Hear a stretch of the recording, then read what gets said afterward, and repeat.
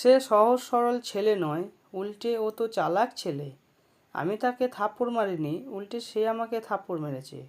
সে তোমার বন্ধু নয়, উল্টে সে তোমার শত্রু। তো ফ্রেন্ড, এই ধরনের সেন্টেন্সেস আমরা আমাদের ডেলি লাইফে প্রায় ইউজ করে থাকি।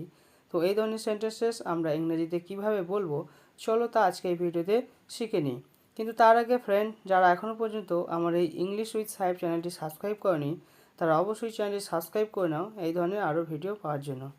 তো এই সেন্টেন্সগুলোতে তোমরা দেখলে একটি কমন কথা রয়েছে, সেটা হচ্ছে উল্টে বা বিপরীতে। তো তার জন্য যে ফ্রেজটি ইউজ করব সেটা হচ্ছে অন দ্য কন্ট্রারি। তো এই অন দ্য কন্ট্রারি আমরা কখন ইউজ করব? যখন কোনো ব্যক্তি বা বস্তুর সম্পর্কে কেউ কোনো স্টেটমেন্ট দেয় আর অন্য কেউ এসে অন্য স্টেটমেন্ট দেয়, তখন অন দ্য কন্ট্রারি ইউজ করা হয়। চলো সেন্টেন্স স্ট্রাকচার দেখে নেওয়া যাক। সেন্টেন্স স্ট্রাকচার হচ্ছে negative sentence plus on the contrary plus sentence. সে সহজ সরল ছেলে নয়, উল্টে ও তো চালাক ছেলে। He is not innocent, on the contrary he is a clever বয়।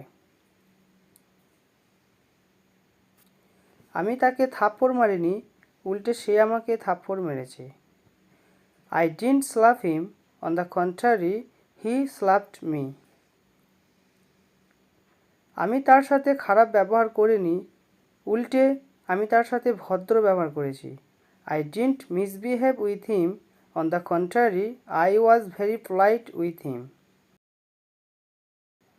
এই ব্যবসাটি লাভজনক নয়, বিপরীতে এটি খুব ঝুঁকিপূর্ণ। This business is not beneficial, on the contrary, it's too risky.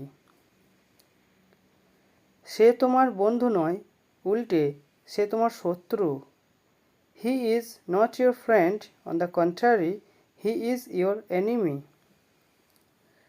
সে তোমাকে সাহায্য না করে উল্টে সে তোমাকে ফাঁদে ফেলছে। He is not helping you, on the contrary, he is entrapping you.